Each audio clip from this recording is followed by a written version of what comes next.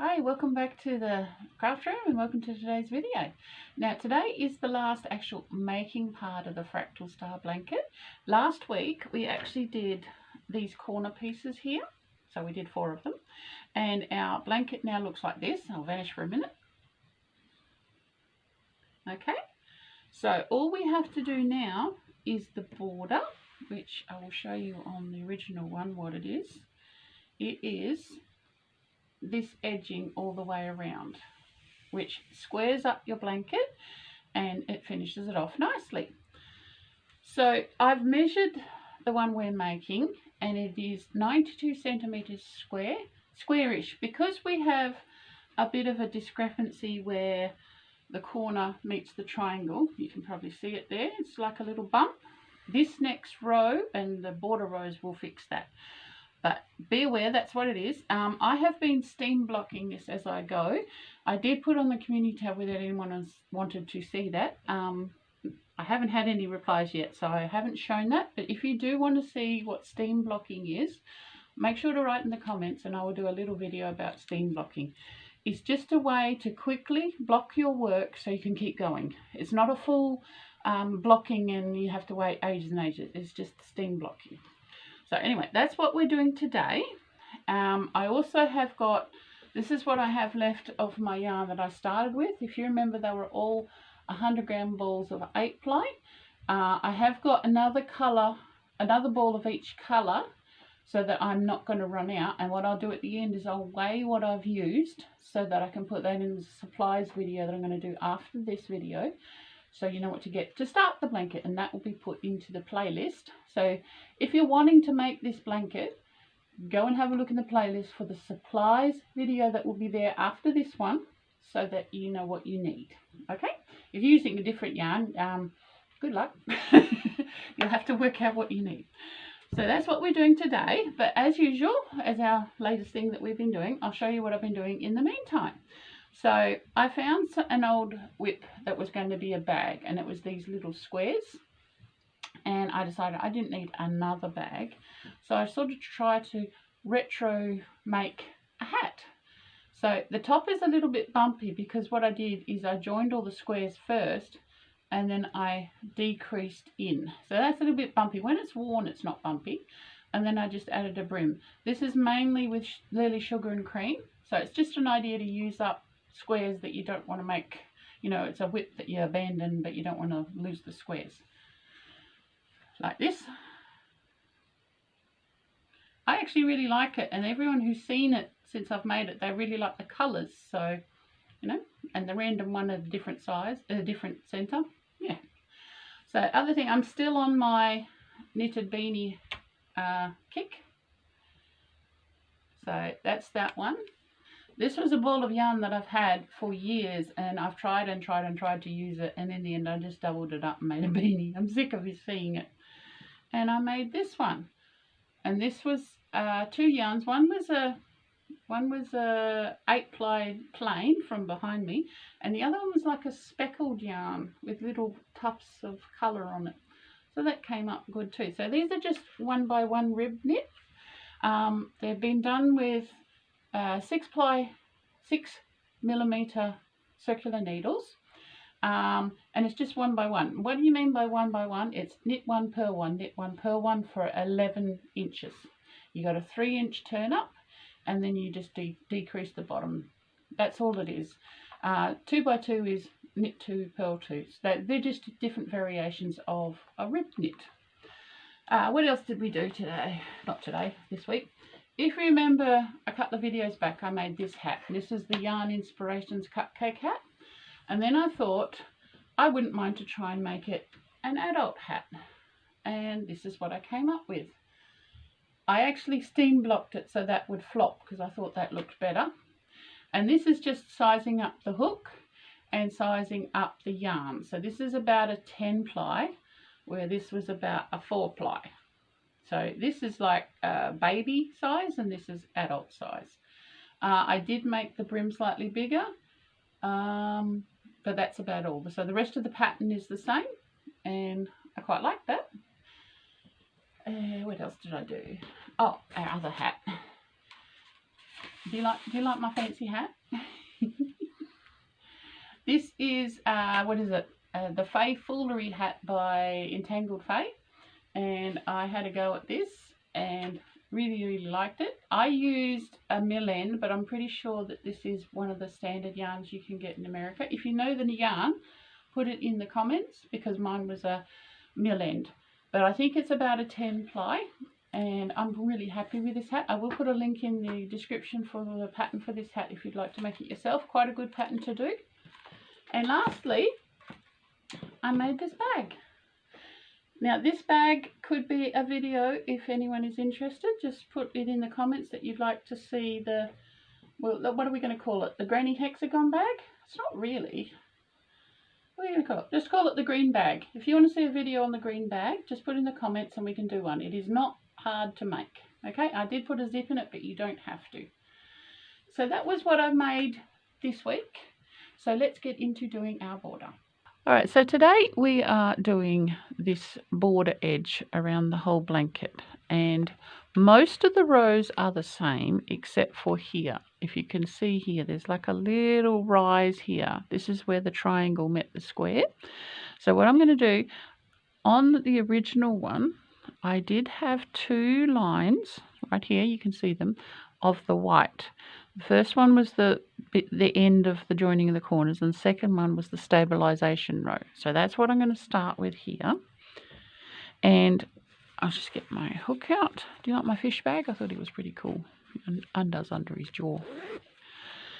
We're still using the same hook. We haven't changed hook. If you're finding that your work is starting to wave on the corners, you know, like ripple, go down a hook size. So we're for 8 ply, I've been using a 4.5. If it starts bunching, go for a bigger hook. Okay, so we'll get our white,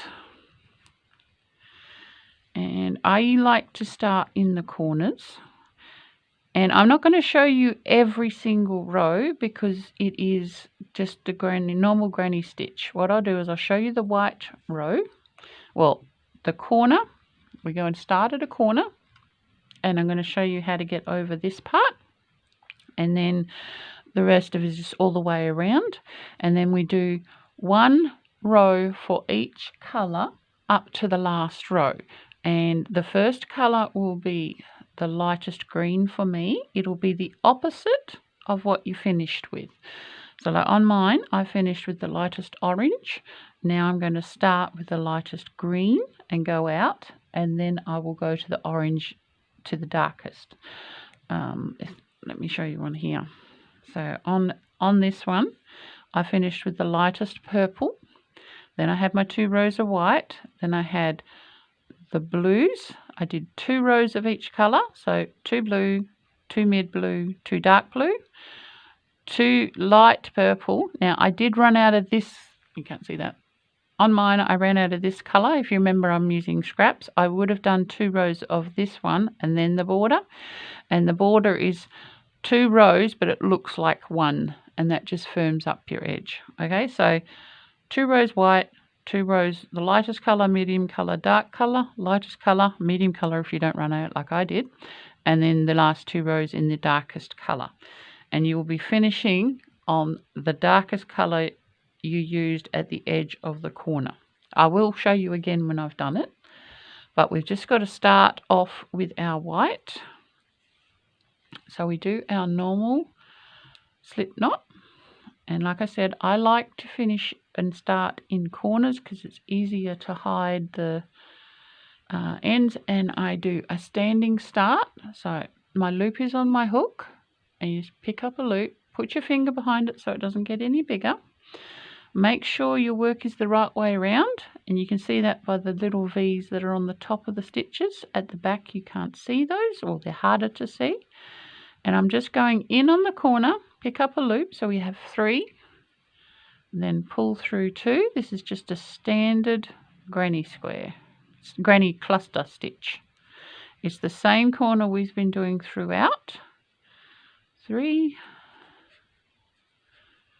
And then we work our way along, same as before, no chains between, 2 chains in the corners. That's what's so good about this blanket, is that the actual stitches, other than our crow's foot stitches that we did to join the star up, are all the same. So I'm just going to get you to the bump that we have to disguise. I can't give you a count here because I haven't counted it, but it's just into every gap between the clusters on the row below. Try not to put my thumb over where we're going. I've been told I cover it too much. So it should, I think, be 8 stitches to the join. I'll check in a minute. From memory, that was what it was when we were doing the corners. It was 8.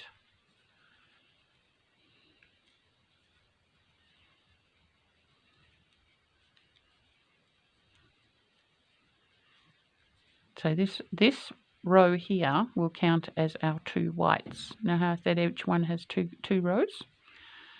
So this is our second row of white. Now we're nearly at the bump. I have also woven all my ends in up until now, so when my border is done, I just weave in the borders and I'm finished. Right, so we're here now. This is our join of the corner. Now I will show you on this one what we did. It is right there. You can see that. So we come along here. This is our last standard one. And then this one, we're putting 1 in that gap, 1 front post DC around the chain 2 corner, and then 1 in the corner. And what that does, it bridges the gap and it also loses the bump. So I'll show you how to do that one. So our first one is in the normal corner. Our second one is a front post. Now it's around there, so that's where that one joins. That is the chain 2 of the triangle. We're doing a front post DC, and then the next one is just in that chain space as well. And that is how you get past that one, and now we're working along the edge of the triangle.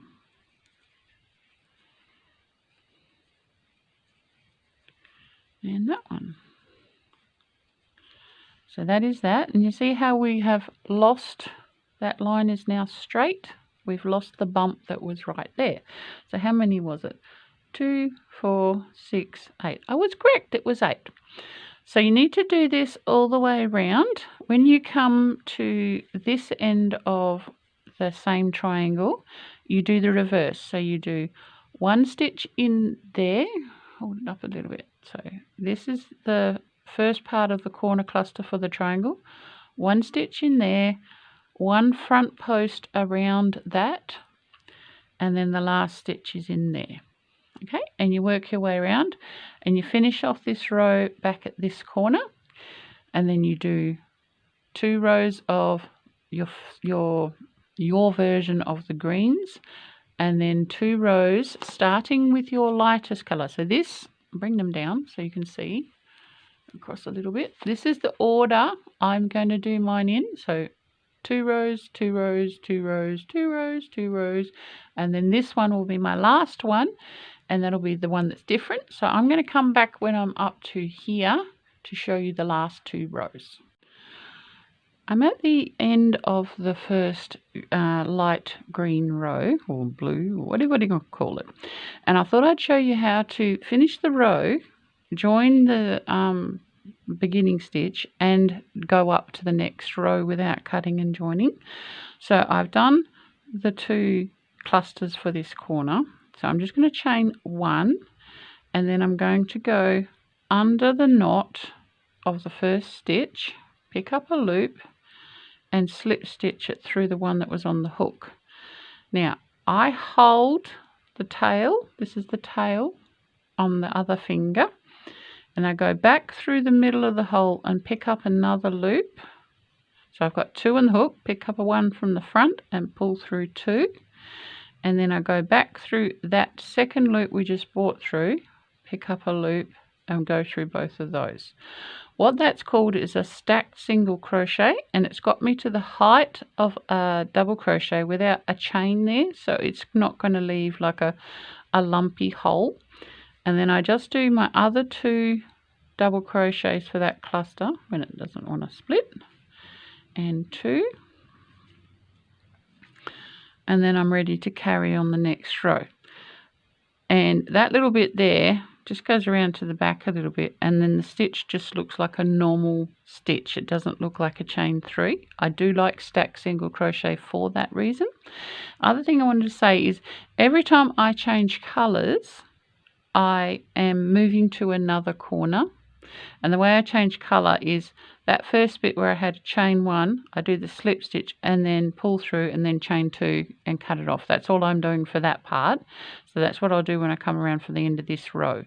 But I change corner for every color, so all my knots are not in the same place, and also every corner has this weighted bit coming up. It's not all in one corner, making that corner heavier. You will see it if you do it all in the same corner. So I just wanted to say that. So I'm going to carry on doing these. This is my second row of the lightest green. Then I've got more to do, like I said before. So I'll be back when I've done those. And we're back, and I have done all of the rows from the edge of the square. See this square down here? That's the edge of our original square, just in there. No, it's not. That's our original square there, but this is our double row of white here. So I've done all the border out from there. 2 rows of each, and yeah, it looks really good. And what I've also done is I have started the last row so I can show you what it is. So it is a double crochet in every stitch, none between, because there was no stitches between. That's our gap there. So that is into the first stitch there. I know it looks different, but it isn't. In the corner, we started with a standing double crochet, and we just did 2 others like a normal corner. And when you get to the other end, like to another corner, this is a standard corner here. So we have 3 double crochets, standard cluster, 2 chains, and 3 more double crochets. Now you do that in every corner, but don't forget to do the hidden stitch. Now, what is the hidden stitch? When you put a lot of stitches in a corner, sometimes this first stitch gets hidden. So you need to look below that to make sure that you have a stitch in the top of every one of those and that you haven't lost it by one. What that'll do is start making your work turn that way, because you're actually decreasing because you've missed that one stitch. Now for the next row, so this is our first part of the last colours rows, and these are the last 2 rows of the whole thing. This row is the second last row. The last row will be done in the same colour, but what I'm going to do, just so you can see it, I'm actually going to do it in this lighter colour, and just so it's visible on the video. So I just put a slip knot on my finger. Now we are going to be doing every actually I'll do it on this one, right? So when I finish this row, I'm going to be at the other end, but we will have our normal chain 1 and a slip stitch join into the next stitch, right? And then I will be taking the stitch off the hook, so it'll be around, let's just slip stitch that into there so you can see. We'll go like that, and the cat's woken up, like that. And then we want to slip stitch into the back loop, so it's the loop that's furthest away from you. I'll bring this up a bit and tilt right there. So if you look here, it's the back loop. You've got the front loop and the back loop. So we slip stitch into that one, like so. And then we are just slip stitching in every back loop all the way around. Now you could even do it in this colour, it actually looks quite nice, but I'll just do a couple so you can see. So that is what we're putting right on the edge. What that'll do, it'll also bring in any rippling that you might have, you know, because this row is done differently. Your tension might be a bit off. So that's what you do all the way around.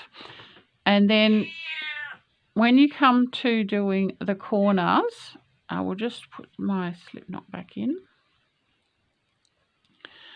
And we will have a couple before the corner. So say I'm here.